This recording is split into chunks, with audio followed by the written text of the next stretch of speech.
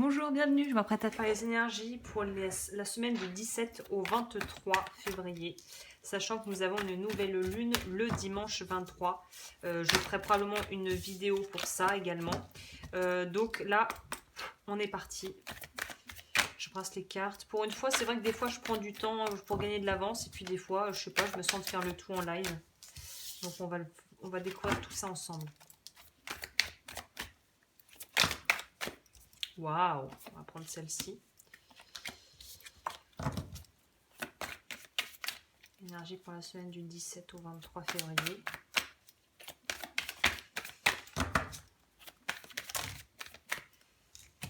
Ouais, il m'en sort la masse. Hein. Trop presque.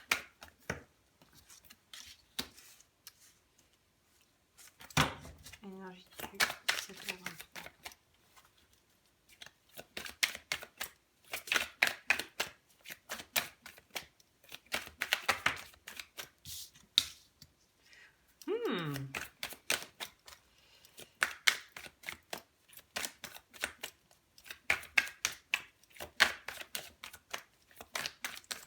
On sent que la semaine va être riche en émotions. En tout cas, c'est le ressenti que ça en donne. Hein.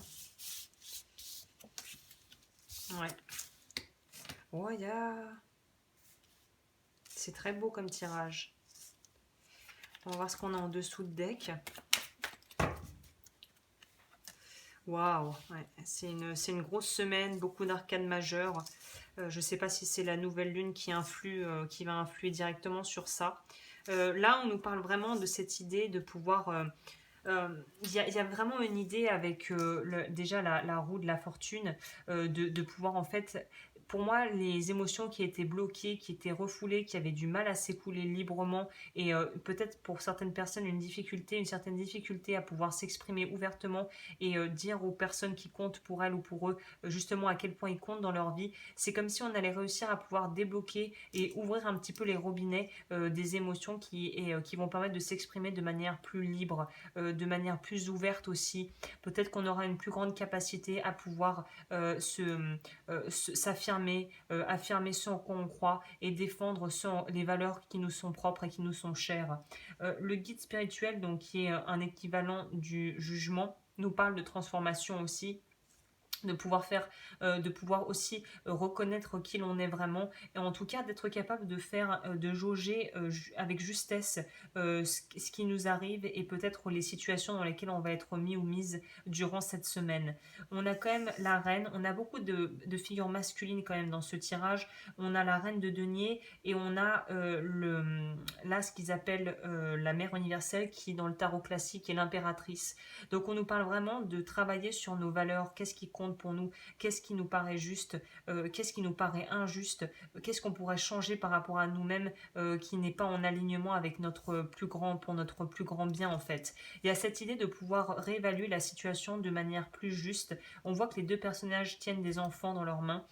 Donc pour moi, il y a vraiment cette idée aussi de pouvoir guérir ou en tout cas nourrir son enfant intérieur. Donc la partie enfant de toi qui ne grandira jamais et qui la plupart du temps malheureusement a quand même s'est mangé beaucoup de choses dans sa vie et qui est peut-être des choses justement au niveau des émotions refoulées.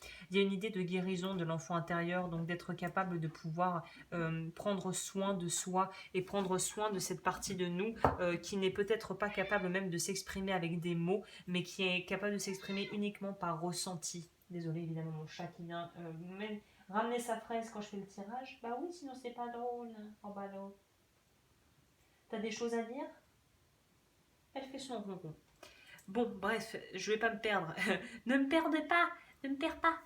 Donc on a également en dos de deck la papesse qui nous parle de l'inconscient, justement des sentiments refoulés, des choses cachées. Pour moi, il y a vraiment cette idée de libération des émotions, donc c'est une très bonne chose. Après, évidemment, si ce sont des émotions très lourdes, très dures à gérer, peut-être que se faire accompagner et être dans un cadre sécurisant pour laisser ces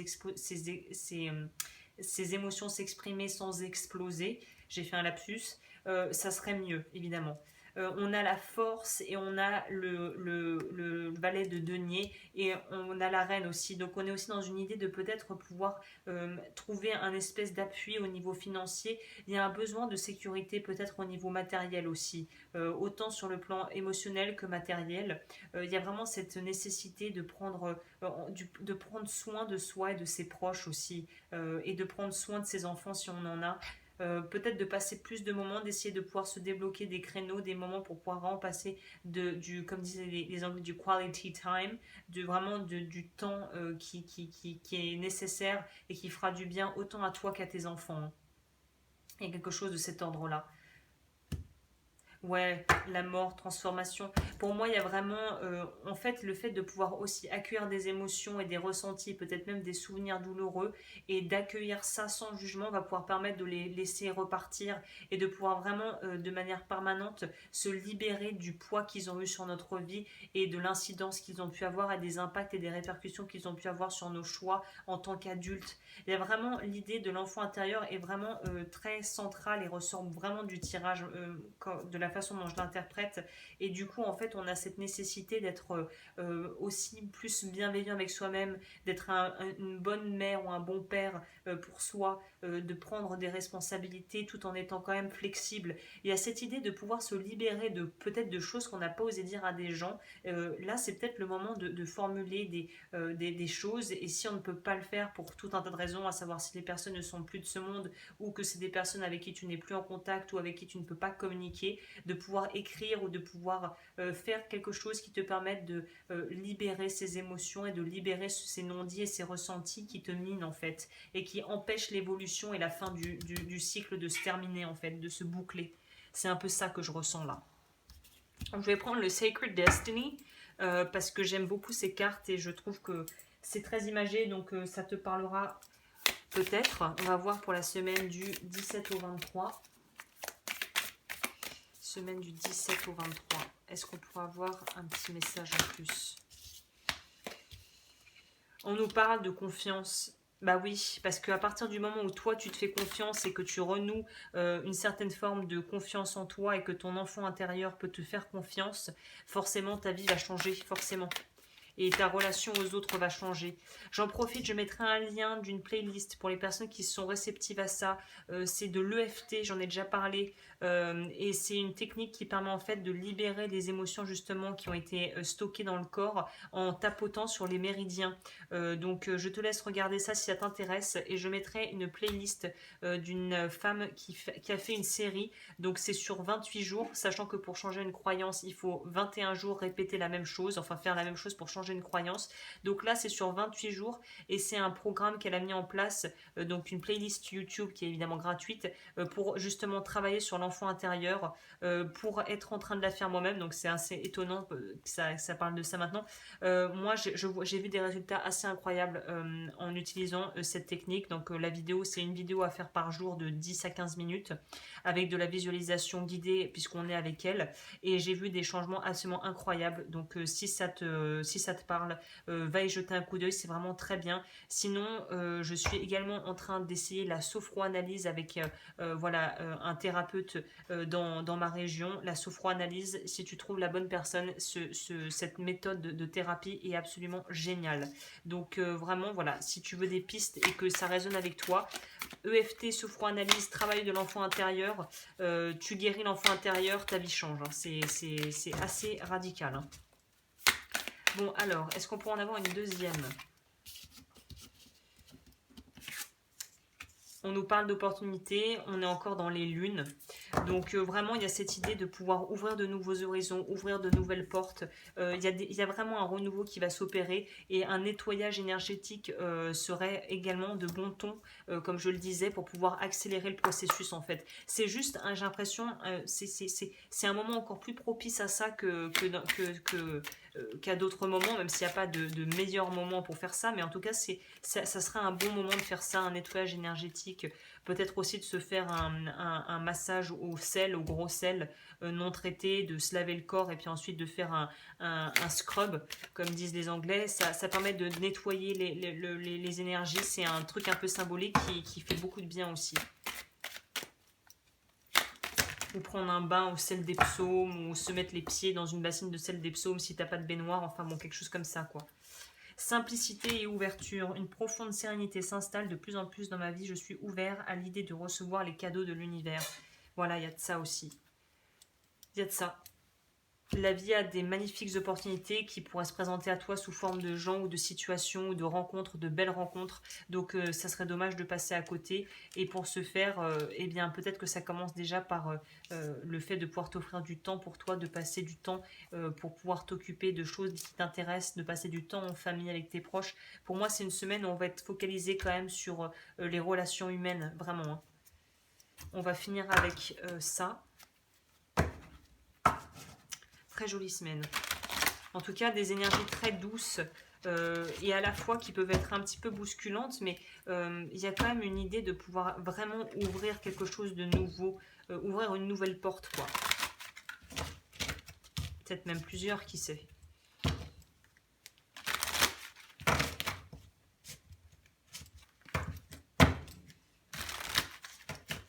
Alors, on va voir ce que les cartes mandala d'énergie ont à dire.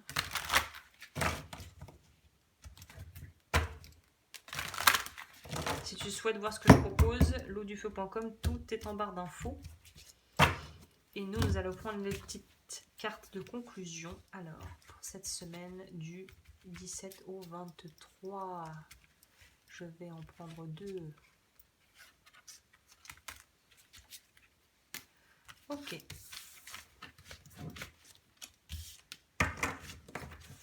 Nous allons découvrir ça ensemble.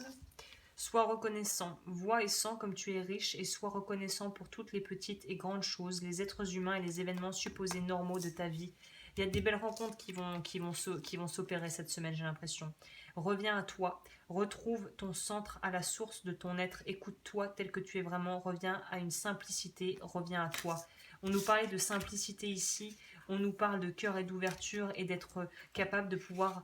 On en revient à ça. Pour moi, la carte maîtresse de ce tirage, c'est ça. C'est la reine de denier qui est capable de prendre soin d'elle et des siens et de pouvoir aussi être capable de s'apporter une certaine forme de confort, peut-être aussi d'ordre matériel. Voilà, si tu as envie de te faire plaisir, fais-toi plaisir, quoi. Ok, bah écoute, je crois que j'en ai terminé pour ce tirage. Je finirai peut-être aller en une petite carte du Pono pour terminer. J'aime beaucoup le Pono pour la simplicité aussi des messages, donc on va voir ce que le Pono va nous dire et je boucle là-dessus. Pour les personnes qui le souhaitent, sachez qu'il y a les tirages journaliers qui arrivent aussi pour la semaine. Je reprends mon pouvoir et ne laisse personne décider de ma vie. Lorsque nous acceptons la responsabilité des événements que nous vivons, nous pouvons agir sur eux. Nous reprenons le pouvoir sur notre existence, qui est notre bien le plus précieux. C'est ça aussi être une bonne mère pour soi, c'est se responsabiliser, être capable de se responsabiliser. Voilà. Bah écoute, j'en ai fini. Je te souhaite une magnifique semaine et je te retrouve bientôt pour de nouveaux tirages.